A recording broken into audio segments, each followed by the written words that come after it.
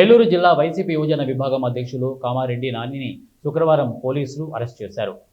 దెందులూరు మండలంలోని శ్రీరామవరం గ్రామంలో పోలీసులు నానిని అరెస్టు చేసేందుకు వెళ్లారు. తనను ఏ కేసులో అరెస్టు చేస్తున్నారో చెప్పాలని పట్టుబట్టారు. అయితే పోలీసులు ఏం సమాధానం చెప్పకుండా బలవంతంగా పోలీస్ జీప్ ఎక్కించుకొని ఏలూరులోని రూరల్ పోలీస్ స్టేషన్కు తరలించారు. వైసీపీ కార్యకర్తలు పలువురు నిరసన వ్యక్తం చేశారు.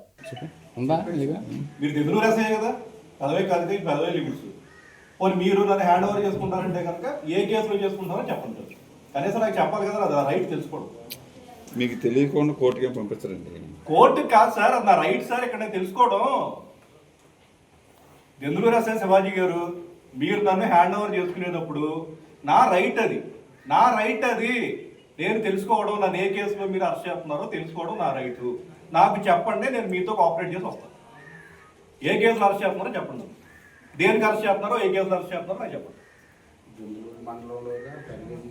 అది తెలియాలి కదా, ఏ పోలీస్ స్టేషన్, నేను ఏ తప్పు చేశాను, దేనికి అరెస్ట్ చేస్తున్నారు నన్ను. లేకపోతే చింతమనేని ప్రభాకర్ గారు మొన్న ఎలాగైనా సామాన్యం తినిపిస్తారని చెప్పాడు కాబట్టి ఆయన సూచనల మేరకు మీరు వచ్చి అరెస్ట్ చేస్తున్నారా? కొంచెం చెప్పండి. ఎమ్మెల్యే పంపించాడు, వచ్చామంటే ఓకే వచ్చేస్తా. కొన్ని ఎమ్మెల్యే గారి గైడ్లైన్స్ ప్రకారం అరెస్ట్ చేస్తున్నారండి. చెప్పండి సార్, చెప్పకుండా కదా చెప్పండి. ఎస్ఐ గారు చెప్పండి, అరెస్ట్ చేస్తున్నట్టు మా వాళ్ళకి చెప్పండి, ఇవ్వండి, తీసుకెళ్ళండి, తప్పలేదు నాకు.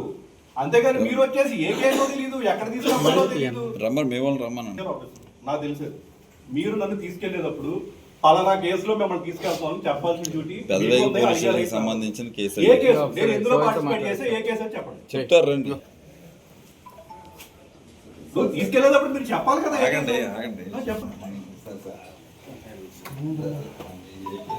సార్, మీరు ఏమన్నా రావట్లేదు, నేనే వస్తాను. నేను అంతా తెలియనోడు కాదు, రాజకీయ అవగాహన లేనోడు కాదు.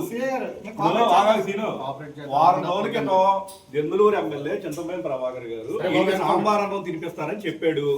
ఆయన కక్ష సాధింపులో భాగంగా ఇవాళ మీరు వచ్చారు. మీరు మీ వాళ్ళు రమ్మానంటే బలవంతంగా తీసుకెళ్ళక్కల్లా. మీరు ఎమ్మెల్యే కాలంలో ఆనందం చూడటానికి ఇక్కడికి వచ్చారని నాకు అర్థమవుతుంది. నాకు ఎటువంటి అభ్యంతరం లేదు. మీరు ఎమ్మెల్యే కాలంలో ఆనందం చూడండి. నన్ను ఏ కేసు అరెస్ట్ చేస్తున్నారో చెప్పండి. చెప్పండి ఏ కేసు. ఎఫ్ఐఆర్